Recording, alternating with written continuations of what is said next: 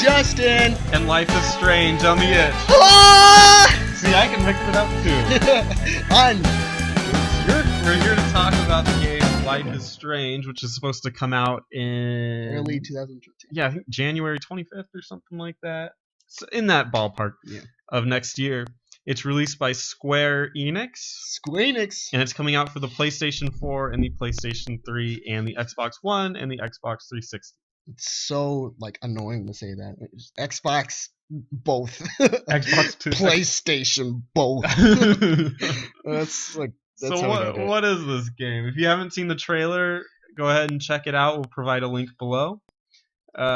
Next up, this game is an episodic story, kind of like what would Telltale games. Kind of like a Telltale Walking Dead. And what's been making them so much money? Yeah, Square Enix is jumping on Tales board. from the Borderlands, did you say? Well, a little bit of, I can't think of it. Winter is coming. So yeah, they're taking that aspect to it. It's about two girls, I think, from what I've gleaned from the trailer. Uh-huh. Two girls that kind of have a manipulative control over time. They have some kind of control over time, and they kind of influence each other's lives that way. Mm-hmm. What was your take from the trailer? Well, I don't know what the fuck was going on. Someone gets shot, rewind time. Cool. Did she always know she could do this? Did she try it once? What the fuck? It's like marijuana. What's the relation between the two girls? What is the deal with the graphics?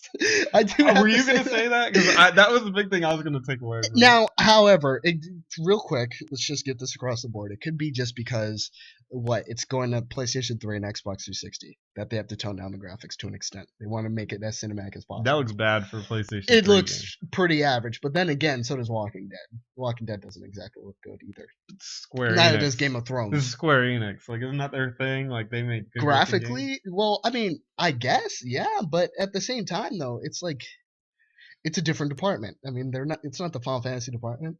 It's not the fucking Dragon Quest department. All I'm saying is this game looked butt ugly. I've seen PSP games that look better. PS Vita games, I should say. It honestly looks graphically comparable to Walking Dead.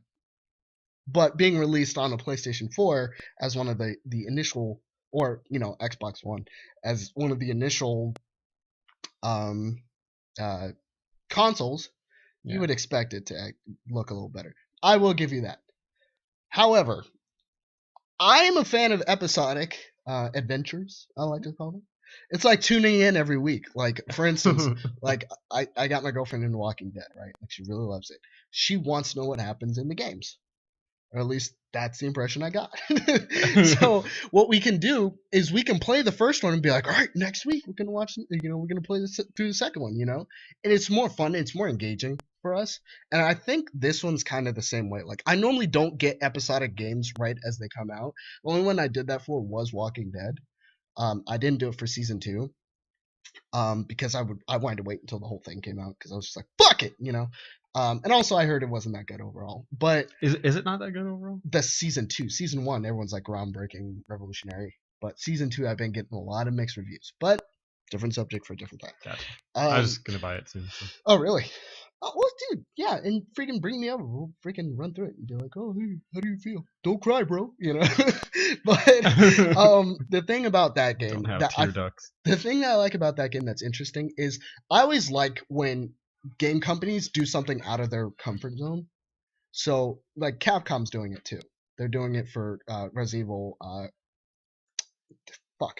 Resident Evil 7, isn't it? Or whatever. It's the new Resident Evil that's coming out. That's to do with Claire and Barry and Barry's daughter and all that stuff. They're releasing that episodic, which is cool. I actually don't mind episodic games. And it to be honest, it kind of brings you in emotionally more because you're more excited about the next part. Especially when they do a scenes from the next episode. You're like, shit, god damn it, I want to know. And then when it comes out, you're like, oh my god, So that's going to be cool, and it'll be interesting to see how Square Enix handles it because this isn't their realm at all.